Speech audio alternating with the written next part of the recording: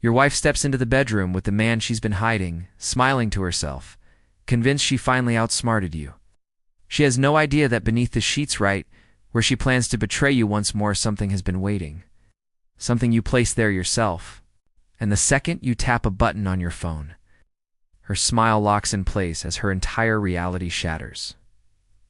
I never imagined I'd become someone who lays traps inside his own home.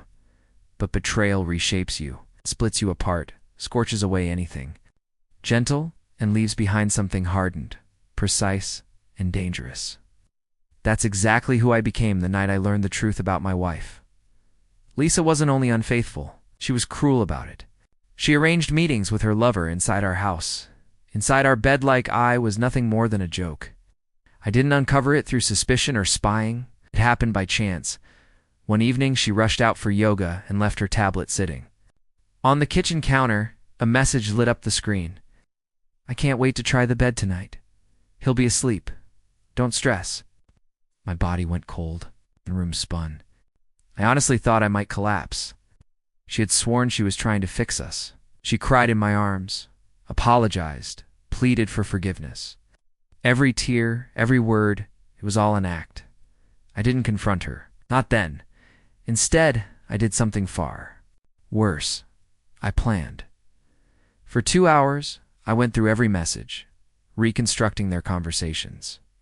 I learned their timing, their confidence, their disrespect. Yes. When the idea formed, part madness, part brilliance. If she wanted to use my bed, then my bed would be the instrument of her downfall. I owned a small voice recorder with remote activation, something I normally used for work. It also had a surprisingly strong playback feature. I paired it with a hidden Bluetooth speaker and secured it beneath the bed frame, and I prepared the final piece. I replayed an old recording, Lisa's own tearful confession from a past apology, her voice shaking as she said, "I'm sorry. I swear I'll never do this again." Her lie preserved in sound. A weapon waiting for the right moment. I also installed a discreet camera, not for theatrics, for proof. Once everything was ready, I waited. That night, Lisa returned home late, wearing a perfume she never once bothered to wear for me. She peeked into the bedroom, likely checking if I was asleep. I made sure she believed I was settled in the guest room, breathing slow and steady. Minutes later, the back door opened quietly. My chest tightened. He had arrived. It heard whispers, soft laughter, and footsteps moving toward the bedroom as if it belonged to them. That's when I opened the app and pressed the button.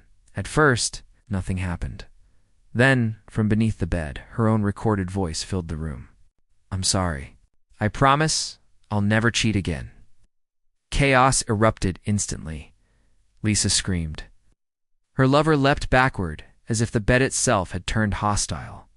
Her face drained of color, flushed red, then went pale again. That sound wasn't just frightening, it was familiar. She knew exactly what it was. She knew what it meant. Her lover panicked. "What is that? Who's speaking?" Lisa stammered. "It's me." But that's not possible. She stopped mid-sentence as realization crushed her. I stepped into the doorway. Her face collapsed, barely audible. She whispered, You're awake?" "No," I replied evenly. I've been awake for months, just fooled." The man tried to say something, but I shut it down immediately. "Relax, I'm not here to fight. I'm here to finish this." I tapped my phone again. This time, the speaker played every message she had sent him that day. Every plan, every lie, every joke made at my expense. Word for word, she dropped to the floor, sobbing, clutching at my legs as if desperation could rewrite reality.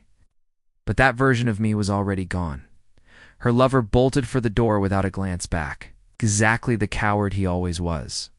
I told her we were done. The divorce papers were already printed and sitting on the kitchen table. The video footage was saved and backed up. The house had been legally mine long before she ever became my wife. In the end, the real surprise. Hidden in the bed wasn't the speaker. It wasn't the recording. It was the truth. The truth she believed she could bury forever. As I walked away, she screamed my name, crying, pleading, swearing she would change. I didn't turn around. Sometimes revenge isn't explosive. Sometimes revenge is simply pressing.